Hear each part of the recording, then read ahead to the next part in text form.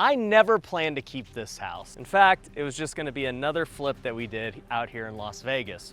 But something changed. I've been looking at my potential tax bill and I've realized I need to start keeping some of these houses as rentals. And I went down the list to cherry pick which ones I'd want to keep long term. And this one I'm really excited about because it has the potential to be a cash cow. I purchased this home for $1 million and the plan was to put a couple $100,000 into it and then resell it for around $1.5 million.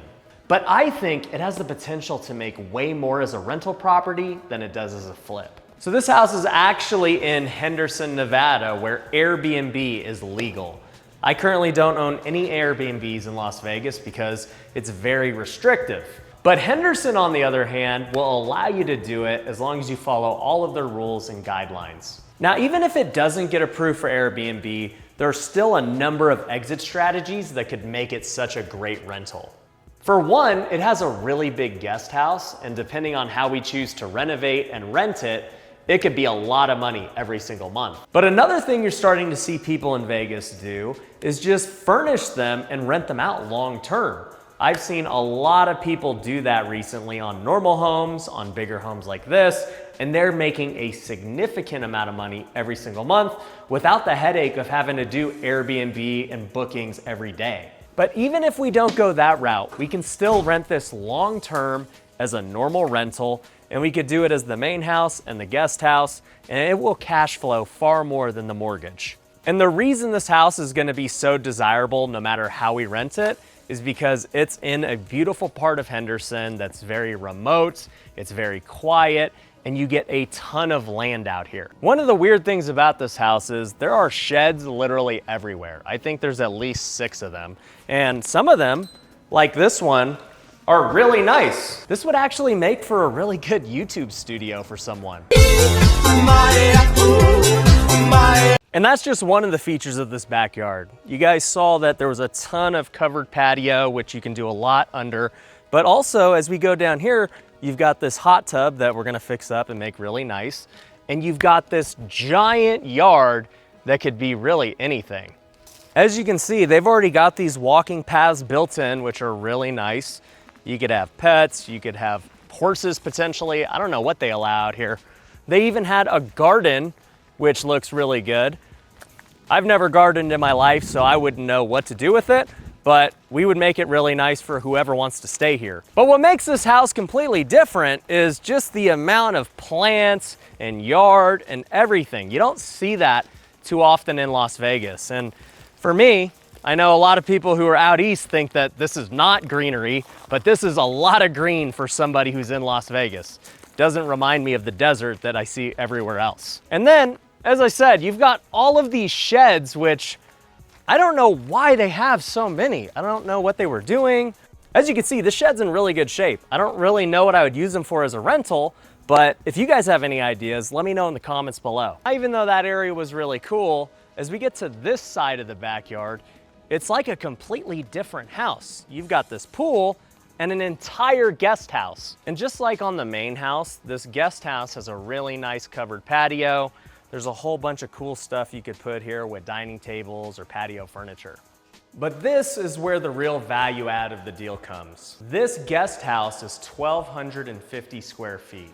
Now, as you can see, they were using it as a little workstation. There's not a ton going on here. But this could very easily be a nice 2-bedroom home that could rent sole and separate from the main house. I'm not sure how exactly we're gonna do it, but I could totally see the kitchen going right here, maybe even having a nice little island. And then in this corner, you could have your nice couch, your TV could be there, or your TV could potentially be in the corner or on this wall. There's a number of things you could do. You've already got a half bath here, so I would most likely try and extend this out to give you a full bathroom because you don't really need this space over here. And once you do that, you then have this little area where you can put a dining table and you've got a full-on living room. Now they've already cut it off for the second set of the room. This part is absolutely huge. I would not keep this as a 1-bedroom by itself. I would definitely cut it, make it 2 bedrooms, and it's still gonna be really big. One of the bedrooms could be over here, and then you can put your master bedroom on this side with the bathroom right in here. In fact, you could probably put a walk-in closet and a bathroom with how big this is. And the reason that this guest house works by itself is because it has its own entrance. Right here, you've got this gate. We could add parking right here, maybe do some cement or asphalt so that it's not just rock. And then they'd have an entrance to their living room right here. But this house would not be complete unless it had its own shed. You can't have that house having 5 sheds and this one doesn't have its own, so we got that taken care of. Plus, I don't really know what this is, but at least they have access to this as well. So let's talk numbers and the different routes we can go with this house. I believe we can put about $200,000 into the main house and the guest house to get them to the level I want. And the goal would be to do a BRRRR on it. If we can get a value of $1.5 million, we can then refinance and get almost all of our capital out of it. And our mortgage on that would be close to $6,000 a month. Now, if I went the traditional route and I rented this out long term, I could probably get anywhere from $4,000 to $5,000 for this main house, assuming the backyard is all exclusive to them. I would then get about $2,000 a month for the guest house. So the gross rent would be about $7,000 between the two, and my mortgage would be about $6,000. Option 2 would be to Airbnb it. I've talked to multiple people who have Airbnbs here in Henderson, and they think it's very likely that I could make $2,000 a night between the two. Even if it were only rented for 15 days out of the month, you're talking about making $30,000 a month. Now, of course, that doesn't include the cleaning fees and the property management expense, but it's not hard to see how making $30,000 in revenue is gonna be a ton of cash flow against a $6,000 mortgage. But there is one problem with the Airbnb route. Henderson has a rule that you cannot be within 1,000 square feet of another permitted Airbnb. And upon looking at the map, it looks like we're barely on the edge of being next to somebody else. Depending on how they measure, we might be 900 to 950 square feet away. So because of that, Airbnb might not be an option, but it's not gonna prevent me from trying. When I look at the map of other properties, I see that some are closer than 1,000 feet, so I'm gonna try my best to see if we can get it pushed through. But the other option would be trying to buy that other person out of their permit if they don't let me. But there is the last option we talked about, which is just furnishing this and renting it long term. I can see on the MLS that a similar property got $15,000 a month doing just that. And they didn't have 2 houses. And in all honesty, I'm kind of thinking about going that route anyway. I don't have to worry about getting the permit. I also don't have to worry about managing it on a daily basis. And the fees are gonna be way less because it's a long-term rental.